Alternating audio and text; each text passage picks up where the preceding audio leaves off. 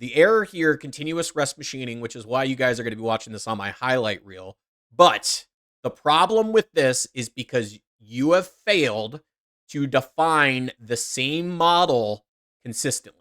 Just want to put that out there, is if we go back to some of your other setups here, first setup, XR bolt right 1, and then we have XR bolt track right, right? So this is where we're getting into the problem is in your design, you have right bracket MFG, you have XR right track right. This is the misconstruing information across your setups. Again, you have bolt right here. So we got to make sure that we are constantly selecting the right thing, whether it be, in this case, you have a linked file that is technically a component in a component. That's okay.